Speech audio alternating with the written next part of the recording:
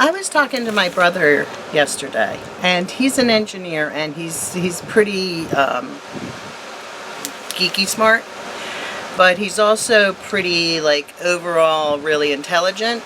And we were talking about how creative I was, and I was talking about how creative he was, and he was confused by that initially. And it's all about, I think creativity is all about problem solving. So, in other words, you say, I'm bored. And you can just go turn on the tube. Or you can say, I'm bored, what can I do? And you can do something, and that's creative right there. So, do you know what I mean?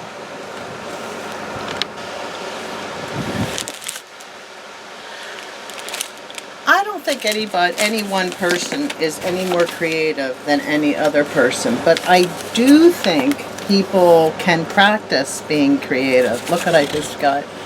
I ordered some fabric that came from Malaysia. Look at those beautiful stamps. And I also figured out where Malaysia is. Insert picture of Malaysia. So all of this green area is Malaysia. And this is, this is Thailand up here. So it's on the tip of Thailand, and over here at the top of Indonesia, like across, this is the China Sea. I didn't know where it was. I couldn't really figure it out. So, yeah, thought I'd look it up, share it with you too. It may not be fair to use Einstein as an example of creativity because he was so brilliant, but he must have been a dreamer.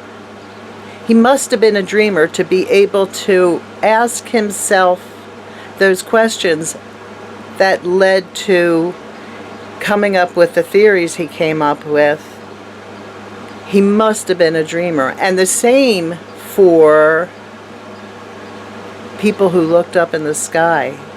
Who was that guy? I have to look it up. Who came up with the telescope. Anyway, you guys get what I'm talking about? We all have it inside of ourselves. The ability to dream, the ability to question, the ability to be creative. It's not just reserved for a special few people. And I also found this book by Helen Frankenthaler, Color Field Paintings by Helen Frankenthaler, and I just adore her. Look at the tension in this painting. And it's from such simple items, but they're so carefully composed. And how did she think this up? She worked, she worked, she worked, she worked, she played, she played, she played, and then things started to happen.